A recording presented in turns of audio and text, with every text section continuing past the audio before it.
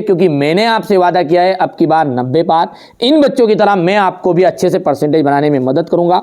इसके लिए केवल आपको चार वीडियो देखने हैं, ओनली 4 है ना। सेट ए के बाद में बी आएगा अपना, बी के बाद में सी आएगा और डी आएगा, है ना। विद सॉल्यूशन आपको प्रोवाइड करा रहे हैं ताकि आप अच्छे से कंप्लीट कर सको। चलिए तो सबसे पहले प्रश्न से अपन इसकी शुरुआत करते हैं ना। क्या है पहला प्रश्न? निम्नलिखित में से किस विद्वान ने भूगोल शब्द का प्रयोग किया? तो देखिए, इरेटोस्थेनीज ने भूगोल शब्द का प्रयोग किया था। दूसरा देखते हैं, जल योजन प्रक्रिया निम्नलिखित पदार्थों में से किसे प्रभावित करती है? तो यहाँ पर लवण एकदम इसका राइट आएगा। वायु दाब मापने का जो यंत्र है वो क्या है? बैरोमीटर रहेगा। वायु दाब मापने का यंत्र क्या हो जाएगा? बैरोमीटर। जैव विविधता का संरक्षण निम्न में से किसके लिए महत्वपूर्ण है? जैव विविधता का जाएगा सभी जीवधारी। डोडा बेटा चोटी निम्नलिखित में से कौन सी पहाड़ी श्रृंखला में स्थित है? देखिए, डोडा बेटा चोटी जो है ना वो आपकी नल्ला माला पहाड़ी श्रृंखला में स्थित है। भारत का प्राचीन स्थल खंड कौन सा है? प्रायद्वीपीय पठार। अब अगला जो है ना आपका है क्वेश्चन नंबर 2 है रिक्त स्थान। और रिक्त स्थान में देखिए ध्यान से पढ़ना है। भूतल का वह बिंदु जो भूकंप के उद्गार केंद्र का के समीपतम होता है उसे अपन कहते हैं अभिकेंद्र। क्या कहते हैं? अभिकेंद्र। ठीक है। बहुत सी संबंधित भू आकृतियां मिलकर भूदृश्य बनाती है। क्या करती है? भूदृश्य बनाती है। सबसे अधिक जो गर्त है वो प्रशांत महासागर में मिलते हैं। तो यहाँ पर जाएगा प्रशांत महासागर।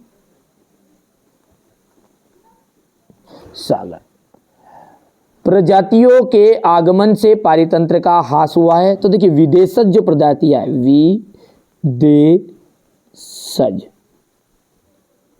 विदेशज जो प्रजातियां है उनके कारण हमारे पारितंत्र का ह्रास हुआ है। भारत जो है विश्व का 7वां बड़ा देश है। कौन सा? 7वां। भारत के पड़ोसी प्रायद्वीपीय देश एक तो श्रीलंका है और मालदीव है। तो ये हो जाएगा श्रीलंका और मालदीव।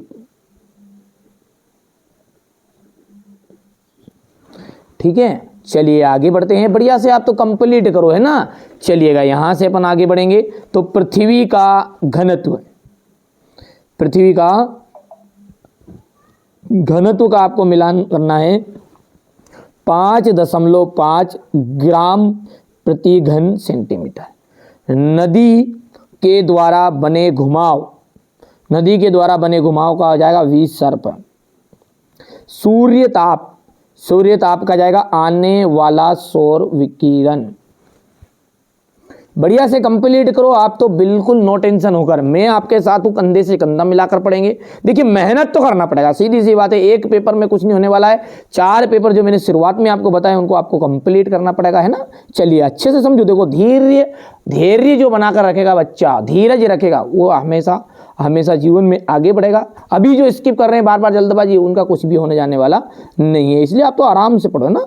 देखिए, चौथा क्या है? कृषि जैव विविधता, फसलों की विविधता। गेंडा असम पश्चिम बंगाल का दलदली क्षेत्र। ये 5वां हो जाएगा। हो गया इतना।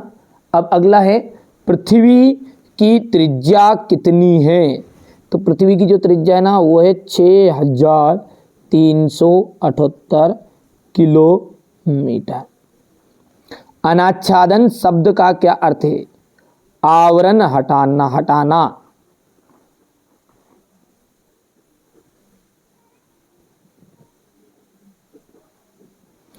शीत वर्ताग्र के साथ किस प्रकार के मेघ बनते हैं? कपासी मेघ।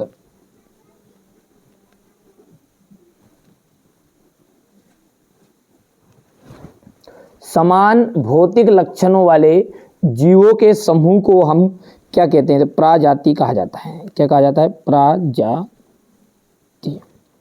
भारत देश की आर्द्र भूमि को कितने वर्गों में रखा जाता है, 8 वर्गों में।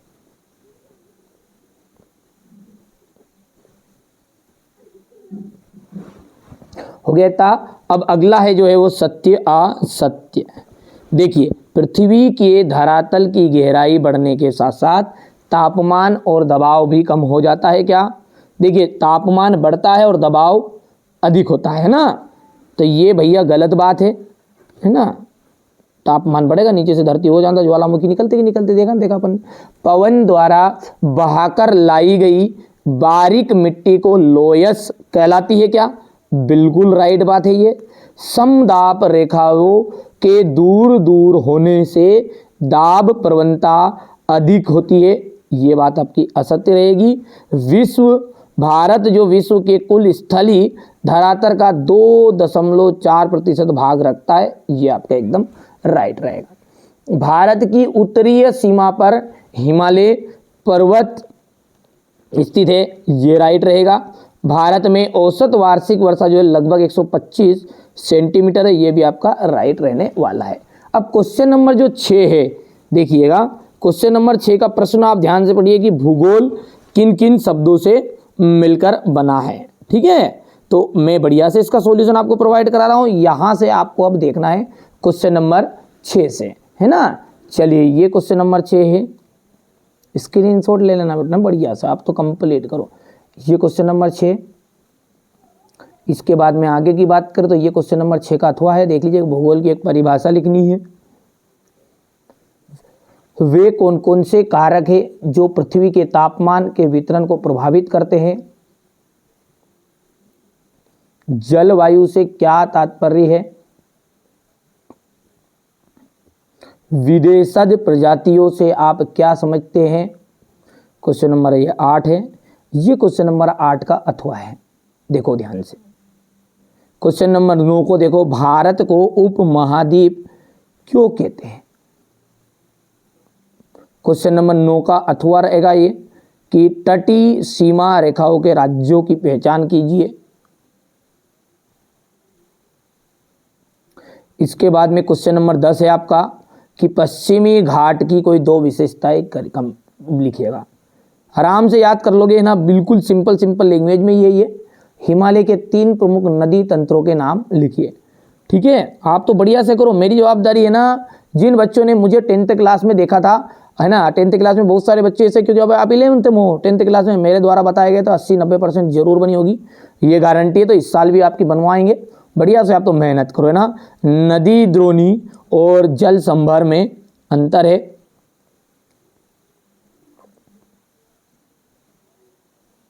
ये क्वेश्चन नंबर आपका 12 है। भूकंप के 2 हानिकारक प्रभावों को लिखिए। यहां से कोसी नदी को बिहार का शोक क्यों कहते हैं।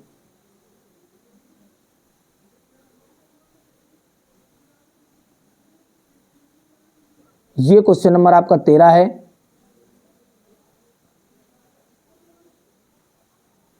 यहां से अपन बात करें तो वर्षा के 3 प्रकारों को समझाना है आपको। तो देखिए, यहाँ से पहला संवहनीय वर्षा है, ठीक है।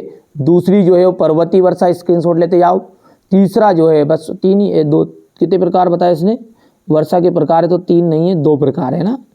तीनों प्रकारों में से 2 प्रकार आपको लिखने हैं। अच्छा, एक बच्चों ने क्या स्क्रीनशॉट में ले नहीं पाए, मतलब वो PDF बनाए, जब कोई दिक्कत नहीं, आप कर लेना उसको, है ना। तीसरी वर्षा का प्रकार को यहाँ पर देखिए, महाद्वीपीय शेल्फ का निर्माण कैसे हुआ, इसकी कोई 3 विशेषताएं बताइए।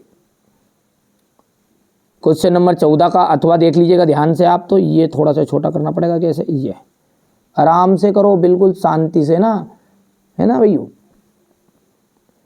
ये क्वेश्चन नंबर आपका 15 है, ये ध्यान से देखो। क्वेश्चन नंबर ये 15 का अथवा है।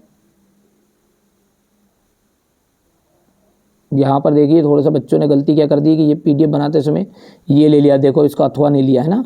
तो ये पूरा उत्तर नहीं है यार, इसके लिए माफ़ी चाहूँगा, है ना। ये क्वेश्चन नंबर 16 है, इसको करना आप, है ना। कोई से उत्तर ऐसे कि एक आधा उत्तर का गड़बड़ कर दिया उन्होंने, तो ठीक है। तो इसको 2 हिस्सों में लो आप, ये यहाँ से कितना हो गया, 4 बहुत है, बस 4 भी करोगे तो कंप्लीट हो जाएगा। 5वां सूखा और भूस्खलन है। छठा, सुनामी के उथले जल की तरंग क्यों कहा जाता है, इसके प्रकार बताइए या इसके प्रभाव। क्वेश्चन नंबर 17 को ध्यान से देखना है आपको। ये रहा क्वेश्चन नंबर 17। बढ़िया से मैं कहूँ जब स्क्रीनशॉट लो शांति से ना। देखो ये क्वेश्चन नंबर 17 का अथवा है, मृदा और सेल में अंतर है।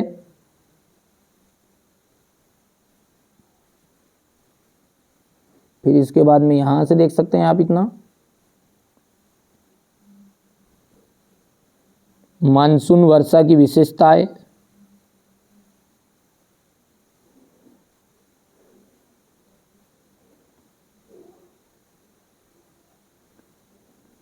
ठीक है, ये यहां से हो गया। ये क्वेश्चन नंबर जो 20 है आपका मानचित्र भरने वाला था, ठीक है। अब ये क्वेश्चन नंबर जो 20 है उसको पहले प्रश्न को तो देखो, कौन सा प्रश्न है ये आपका, ये यहाँ से देख लेना है। ये मानचित्र है जी, हो गया अपना, यहाँ से स्क्रीनशॉट लेते जाना है ना, ले लिया। इसके बाद में 20 का अथवा है, ये नीचे लिखा हुआ है, देख लो, ये हो गया। बढ़िया से कंप्लीट करो आप तो है ना, मेहनत करो। जो बच्चा मेहनत करेगा सफलता शोर मचाएगी मचाएगी, इतना वादा है आपसे, ठीक है। यहाँ से सेट ए हो चुका है ये, ठीक है। ओनली 4 वीडियो देखने हैं आपको, कोई ज़्यादा पसंद वाला का काम नहीं है ना। सेट ए हो चुका है। इसके बाद में ये सेट बी रहेगा आपका, इसके बाद में सेट सी और ये सेट डी। बिल्कुल इतना वादा है कि ये 4 पेपर कर लो और आराम से सो, बस चारों पेपर को सोल्व कर लो। इसके अलावा भले कितनी चीज़ें कोई भी बताए, कहीं पढ़ने की जरूरत नहीं, विश्वास है और भरोसा हो तो कर लेना, नहीं है तो भले अलग से पढ़ लो, वही कोई दिक्कत नहीं। ऐसा नहीं कह रहे कि नहीं पढ़ना अपने को, ठीक है। कोई मेरी रियल पेपर नहीं बता रहा हूँ आपको, मैं ये बता रहा हूँ मेरे जो अनुभव है, ये बच्चों की परसेंटेज में नहीं, ये अनुभव ही बोलता है भाई, है ना। आएंगे 100% आएंगे, मैं जो वादा करता हूँ आपसे, घबराओ मत आप तो है ना, निसंकोच होकर पढ़ो। चलिए तो मिलते हैं अगले वीडियो में।